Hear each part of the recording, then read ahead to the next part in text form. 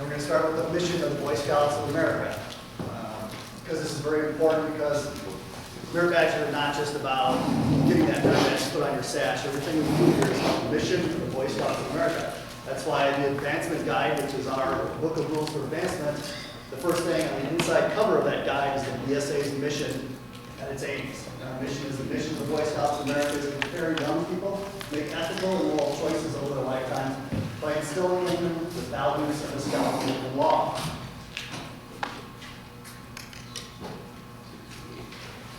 I don't know if everybody got through the aims session I saw going on over here. Our three aims are character development, citizenship training, mental and physical fitness. And the reason we put that out there is the Merit Badge program is not just about the skills and knowledge you gain. Those are useful things, the tying the knots, the cooking the Dutch ovens, the safely handling and accurately shooting of a rifle. These are all great things, but what's really important here, our key desire in advancement is seeing personal growth in these scouts. It's the process they go through in the merit badges of setting goals, achieving those goals, taking on challenges, overcoming the challenges. That's going to be personal growth for them. So again, not just the skills they get, even though those are great skills. There are 8 methods of scouting. Obviously, the merit badge program relates tightly to advancement because that's part of what you have to do for rank. But also, some of the other methods you're going to be using a lot, obviously, are outdoors here. The outdoors environment here is just a great learning answer because it's much more interesting for the boys than being stuck in a boring classroom.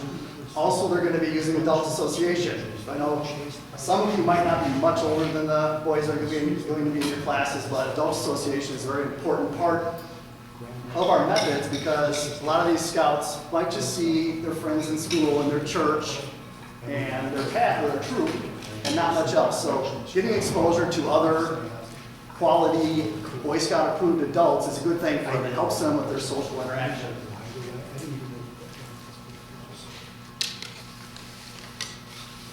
There are 4 steps in learning. You will be involved with the first 2. That is, the scout learns. You're going to be instructing them in whatever their badge is, and you're going to be testing them somehow to see if they've achieved what they need to do to earn that merit badge, whether it's a paper test or a written skill or a skills where they show you. You're going to be testing them somehow. The second 2 are done in the troop. So the scout goes and sees his scoutmaster for a scoutmaster conference. He's reviewed, and then he gets recognized by being awarded.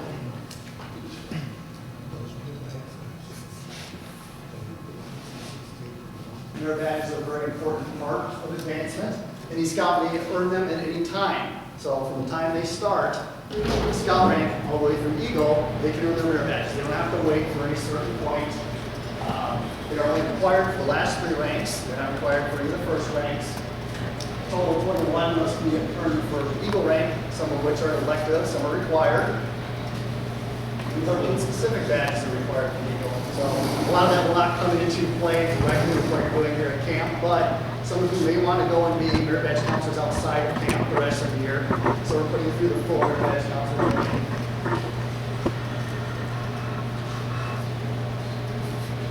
Merit badges are divided into a whole lot of different subjects. In addition to what we do here at camp, there are ones that are more hobby-oriented, career-oriented, all sorts of stuff.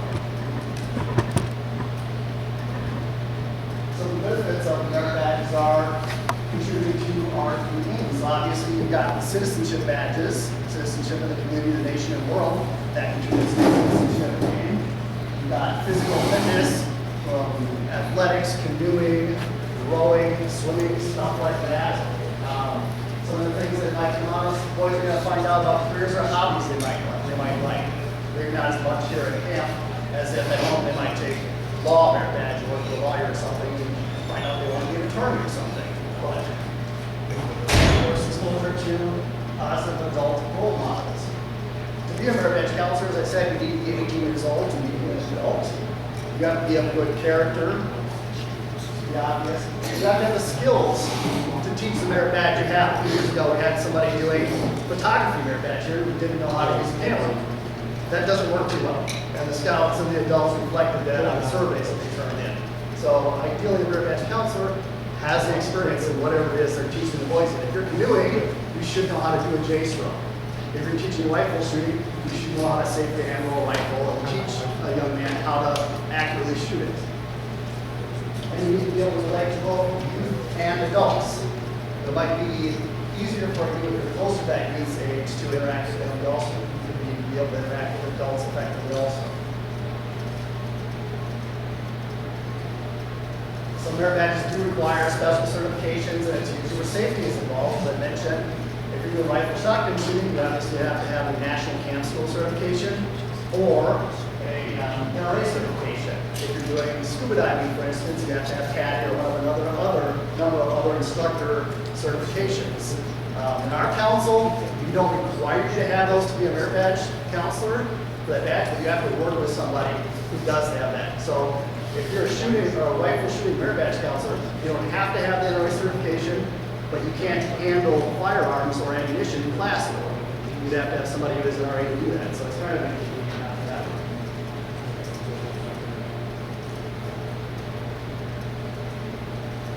So Brad passed out some forms. Two things you also need to do to be a merit badge counselor is sign up, register as an adult in that position. So you're over 18, you might already be an assistant scoutmaster or something in your troop, registered as that, or part of the troop committee. And that has a certain code that goes with it. This one's code 42. That's what you have to fill in to be a merit badge counselor. You can do that. You also need to fill in an information form. That's the other one we gave you, which tells us what merit badge it is you want to counsel. So obviously it can't go to whatever you're responsible for, and what the qualifications are for you to counsel that merit badge. And that will be approved by the council plans. There's two forms. You also need to complete the protection training. If you haven't already done it, I'm sure you'll be doing that this week or staff week, I would assume. And that all gets approved by the local council, so make sure we background checks, everybody has to do protection training, go over the forms before moving them. So the process of counseling is going to be a little different than you would for a scout out with his normal troop. Ideally, usually the first thing you do is the scout goes and visits his scoutmaster, and he requests a blue card. And that scoutmaster has a little discussion with him, with John. Hey, you want to go take shotgun shooting, and you're this little bitty 45-pound kid, might be good to wait a couple years before you do that. The scoutmaster cannot tell him no. Okay, but it's always a good place to give advice. It just gives the scoutmaster another chance to have a quality discussion with those young boys that they're supposed to be familiar with. So the first thing is they go get the blue card, they get the scoutmaster's signature, and when they come to you in class, they should have the signature on the card. If they don't, ask them, please go back, see your scoutmaster after this. When you come tomorrow, please bring it with the signature. Don't kick them out of class the first day, but ask them to please kindly come back with that sign so you know if their scoutmaster knows what they're doing. After that, the scout would then normally go visit a merit badge counselor, have the first meeting, sit down. This is where they get to talk about the merit badge. They can talk about the difficult parts and talk about setting goals and how that scout's going to handle time management. You can do a little bit of that in camp. You're going to be kind of pressed for time yourselves compared to doing this outside of camp. Then the scout would normally go work on his badge, mostly on his own. When he's done with all the requirements, he would go back, meet with his counselor again, and I forgot to say it before, with a buddy, not by himself. Then they would go over and the counselor would evaluate if that scout had met all the requirements, and if he did, he signs his blue card off and the scout is done.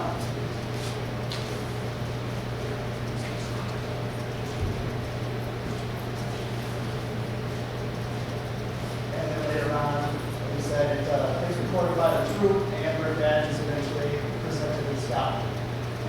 That is the whole process, just kind of in draft form. Take a moment, look it over. Any questions about how it works?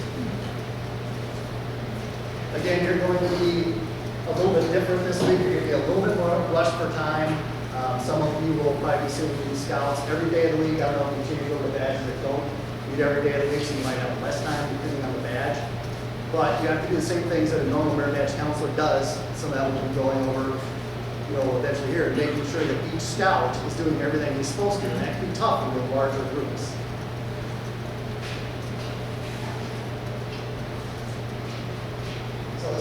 card, you're going to be seeing those more, and you need to understand how to figure them out, how to fill them out. But this is also pointing out here, so we had a change in blue cards a couple of years ago. It used to say, for the Scoutmaster signs, I authorize this scout to take this merit badge. Some Scoutmasters took it as they get to get it, they have to authorize the scout. You can't do a merit badge without their authority. It's not correct. So it's been changed now, the last couple of years, and it says, I've discussed this with the scout.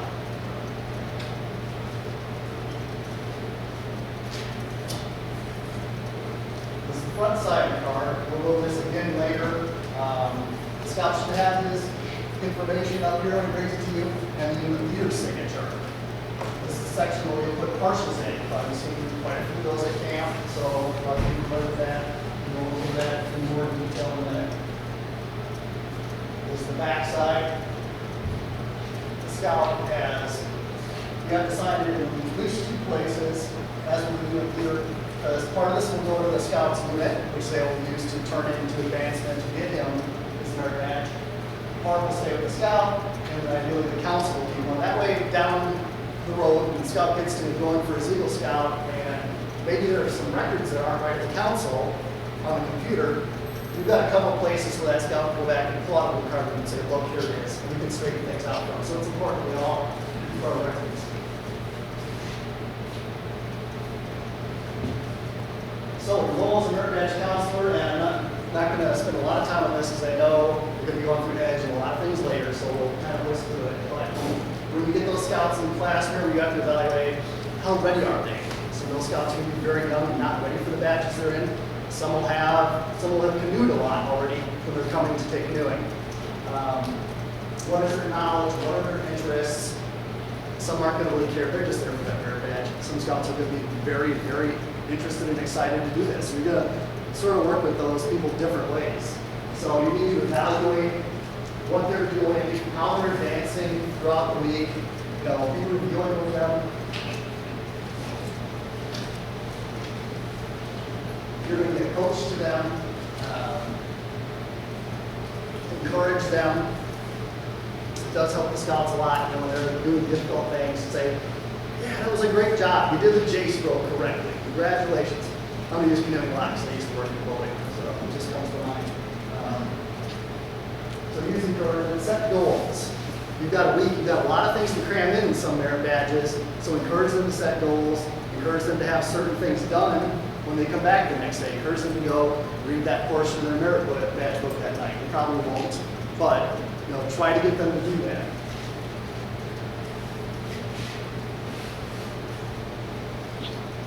Mentoring is going to happen more outside of camp when you have more time to work with a scout, especially in career-related merit badges. Maybe you might encounter those scouts here who will really take to you and really get passionate about, say, canoeing, and then come back at the end of the week and say, wow, you know, it's so fantastic.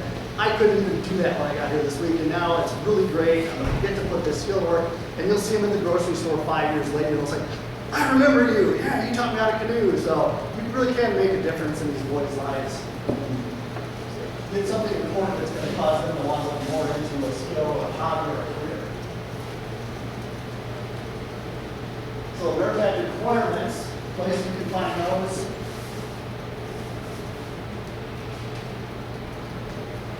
Review the Boy Scout Requirements Handbook. One of these is put out every year. It's available at the Scout office. Everything in here is also available for free on scouting.org. All the merit badges there, all the rank requirements are there. Also, every merit badge has a merit badge pamphlet. In this case, camping. It's important to make sure you have the most recent one. We have a very active National Merit Badge Task Force that constantly reviews merit badges and is doing changes every year. And at the end of this, I'll put up a list of some of the badges that affect you that have changed for 2016. Again, all of these are available for free online at www.scouting.org. The reason we have these is so we know the requirements for the scouts. And we have to follow the requirements in these books. It's not an option. You can't add the requirements. When they say something, it has to be done as it's written in the book. So if it says a scout has to show something, they have to actually show it. If it says discuss, that means you have a discussion with them. That's difficult in a group. So keep that in mind.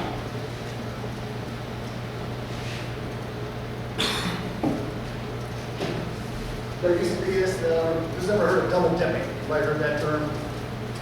Just one. That's kind of good because it's an old scouting myth that says you can't double dip. So for instance, you can't use the camping days for your first and first class rank for camping merit badge. That is false. If those things, so you have to camp so many nights for, you've already done it for second and first class. Guy comes to me in camping, which I'm a counselor for, he's already done that. Why would I require him to do that again? How does that enhance his personal growth? It's just silly. That's just a bureaucratic mindset. There's hopefully we've gotten rid of a lot of them scouting. So those things count. The boy brings me a list that the scoutmaster says, little Johnny did this many days of camping a night. I said, that's fine, that'll work for camping merit badge, just like it worked for your rank. One place you might want to be careful about this is where it's a safety concern, so it's CPR or something. If he passed CPR 2 to 3 years ago, they forget things quickly when they're youth. You might want to have him talk to you about it, maybe demonstrate a little bit to make sure that that skill is still fresh in his memory. Again, it's based on common sense.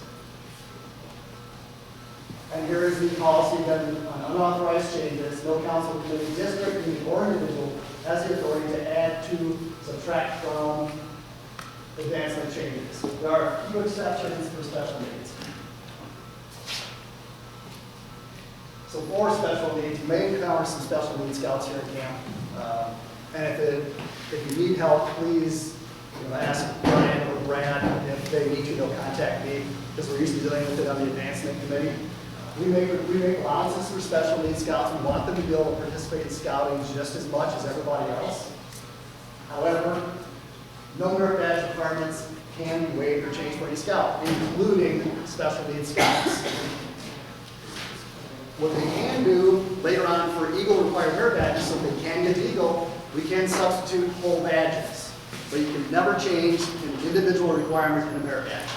They also can make changes to rank requirements, special needs scouts can in lower ranks, and get stuff okay for that, but you can never change the requirement in merit badge, period. Don't forget the buddy system. You should never be alone with a scout, ever. Period. Always make sure you're in sight of somebody else, or if they have a buddy or another adult with them. Do not ever be alone with a scout.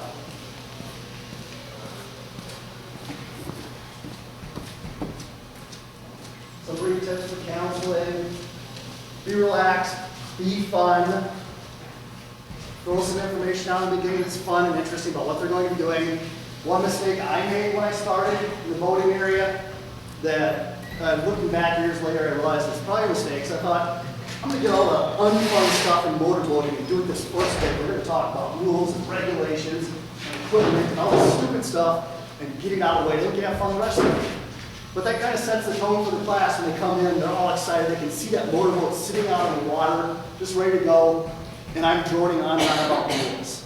So that's it. Try to do something fun that first day. Even if just one little thing. Get them sticking that paddle in the water for canoeing and experimenting. Do something like that to get them going. They're supposed to be having fun. Yeah, I'll leave this for later. We're going to be going over the edge much more in depth than I need to. I'm going to talk about group instruction, which is what we find ourselves in here. Instead of one counselor working with 1 or 2 boys, you're working in groups. And this is an issue for us again. It comes down to the quality of the experience for the youth. Boy Scouts of America approves counseling in groups, especially if it uses resources more effectively. So if you've got an expert, like a welder, like the gentleman that are here getting ready to do welding, or one of you that's been trained at camp school for shooting sports or nature or whatever it is, or if you have special facilities, it makes sense to take advantage of that to teach a number of scouts at once. But we still have to be aware that we're giving them the same experience as much as possible as they would be getting one-on-one.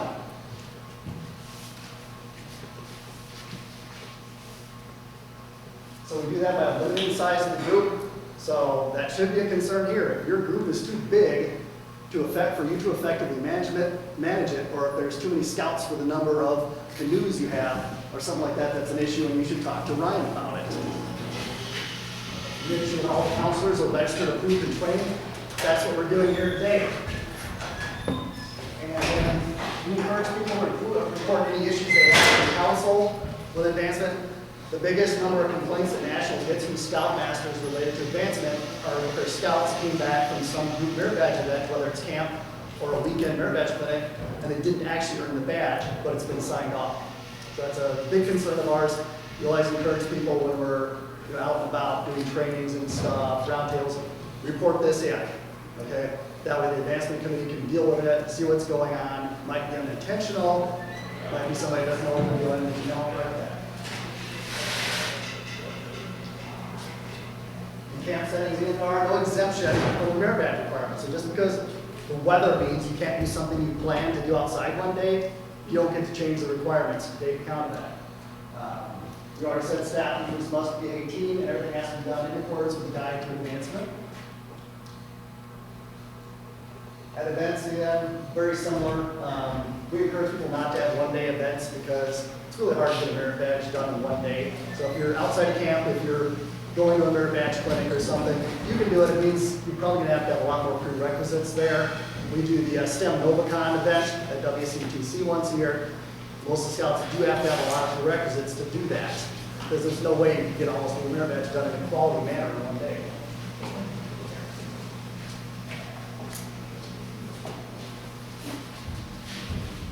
Also, a couple other things that are important to our council. The Boy Scouts of America does not approve of charging for advancement events, so we should not be fundraising off of merit badge plans. We do not ban it, but like the National BSA, we discourage it. We don't think it's right to profit off scouts for earning merit badges. So we will not support that on the council level. I know we have a couple troops, at least in our council, that do it. We do not allow them to advertise. We won't let them go on our website or anything, because we don't support that. Also, non-scout organizations, businesses and others that can offer merit badge clinics, but they need to go through a local council so that we're there to ensure they're doing it the right way.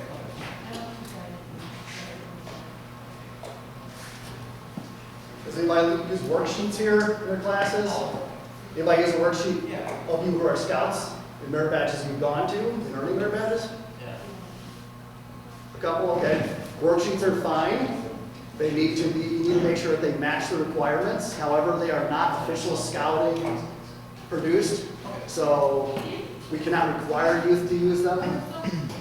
National will not be putting out worksheets because it's a lot of extra work and they have to change them every time a merit badge changes. It's kind of inconvenient. So if you want to use a worksheet in your classes and aid, then it's fine, but you cannot require a scout to do it to make sure that it's accurate.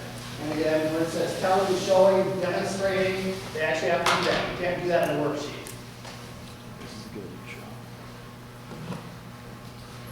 Completing a partial blue card then. Not everybody's going to pass the merit badge, so on that front of the blue card where you see the list of things, their partials are going to be listed and you're going to date and initiate. They can take that with them. A partial is good for how long? Anybody know? Forever. Until the merit badge requirements change. Forever. Louder? I heard it over your summer. Until June 18th. Till they turn 18, correct. A partial is good until you turn 18. There might be an exception somewhere, like one exception along the way where we'd be right, I think. Maybe with, other than cooking change or something, they said that's an exception. But generally, it's until they turn 18. And also accepting a blue card. If you're a counselor, somebody brings a partial blue card to, it's your choice whether you accept it or not. I would hope if you turn it down, you have a good reason to do that. Has anybody ever, once it's earned, it's earned? You heard that phrase? Okay. What this used to mean is that once you signed off that blue card, that scout has that merit badge. If we find out afterwards the scout wasn't actually in class, we can't take it away from him. That changed a couple of years ago. So it's not quite as critical that you do your job right here. You still should. But if the scout comes back with a signed off blue card, he wasn't actually there, we have some good reason to believe he didn't earn it. The way scouting is interpreting it now, it's kind of a lawyerese kind of thing. You're not taking away something they earned because they didn't actually earn it. So we can stop them at that point and sit down, have a nice little discussion with them and say, we're going to have you go over to another merit badge counselor here, and actually work through this. So we do have the ability to pull that back now.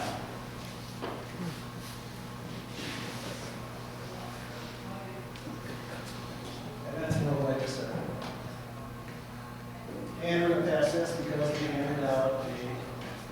quiz. So, there's some quizzes down here.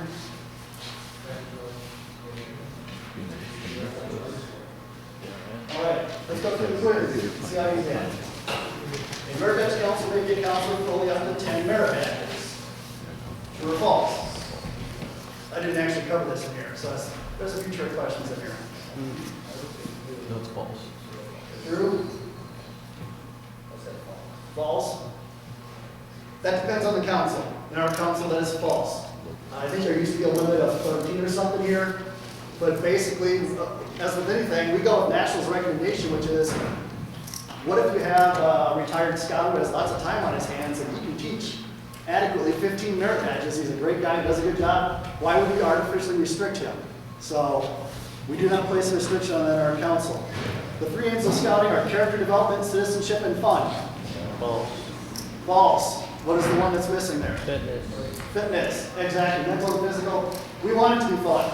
If you're following the mission and the aims and methods and have a good program, fun is going to come out of that. It is determined that if it's determined that a merit badge counselor is signed as complete a merit badge that a scout did not earn, only the council advancement committee can reverse that decision. True or false?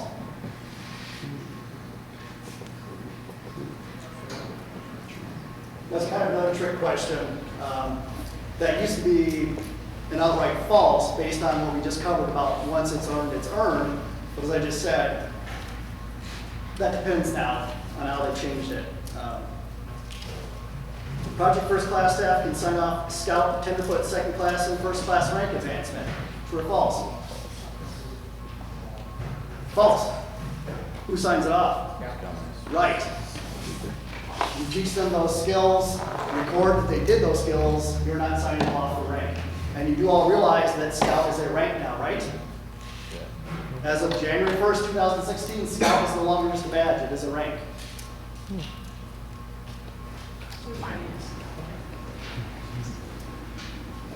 Number 6 are we on? 5. Persons serving as merit badge counselors must be registered as a merit badge counselor with the Boy Scouts of America. True, yes. That's why you fill out the adult BSA form. Number 6, a scout may earn no more than 5 merit badges from the same merit badge counselor. That is false. Last year they changed it that a scoutmaster could restrict the scouts, but that has to apply across all the scouts in the troop. You can't just do that to one scout. But as far as I'm concerned, it's false. Nobody ever does that. Number 7, special needs scouts are allowed to alter individual merit badge requirements as long as the alteration is similar in difficulty to the original requirement. False, because nobody can alter individual merit badge requirements. For special needs scouts, they can alter rank requirements early on and whole merit badges later if they're required for either. Number 8, a scout must complete all the requirements for a merit badge within 12 months or he must start over. False, because he has how long on his partial? So he's 18. Number 9, a merit badge counselor may require the scout to work beyond specific requirements of the merit badge so he may discover more about the subject and continue the learning process. True or false? False. You cannot require more than is written there. You can encourage them to get more involved, go on the so-called deep dive, get more interested in a career or hobby. You cannot require them to do that.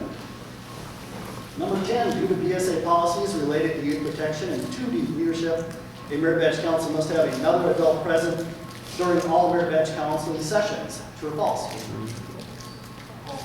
Why is that false? What? Right. It needs to be a second person. It does not have to be an adult. It's important that you have a second person. Number 11, if weather, locale, or some other condition makes meeting all the conditions of the merit badge requirements impractical, the merit badge council may substitute requirements for those stated in the merit badge. True or false? False. False. Yes. Again, no changing merit badges. If some disaster weather happens here that prevents you from doing things outside all week that you need to do outside, the scout's going to have to get a partial. It's unfortunate, but that's how it works. Number 12, merit badge counselors must be at least 18 years old. True. Number 13, if the requirements of a merit badge differ between the merit badge pamphlet and the current edition of Boy Scout requirements, the requirements in the Boy Scout requirements supersede all others. Well, the pamphlets should be the newest pamphlet that you should be going off of. This is a little tricky, and I probably shouldn't move that question because it's changed the last few years a little bit. But merit badge pamphlets come out all year. So if this camping pamphlet comes out brand new in July, our rules are codified or put in effect when the guide to requirements comes out every January at the beginning of the year. So between the point that this comes out in July and this book puts those new rules in January, a scout can do old or new requirements for camping. If he's already working on old ones, he can continue with those or switch over to the new ones. A scout who has not started can use the old ones or the new ones. Once this comes out in January, the new requirements must be used. That's how it works. So my question is, how does that adjust for partials? If you start on the old requirements, then you follow the old pamphlet until you complete it, right? As I understand, they keep following the old ones until they complete it. Okay.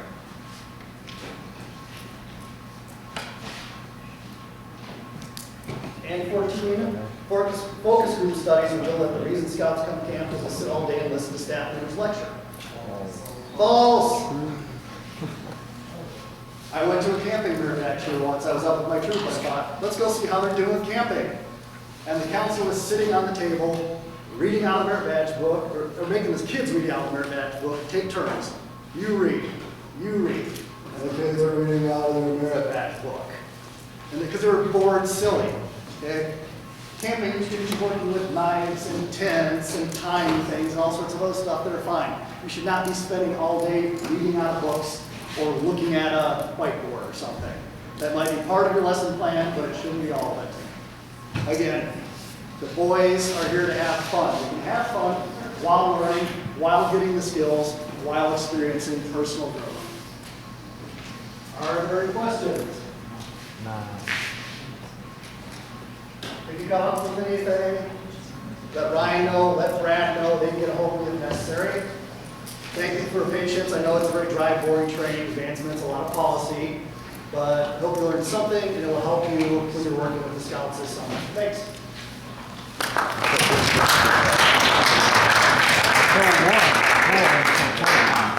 Just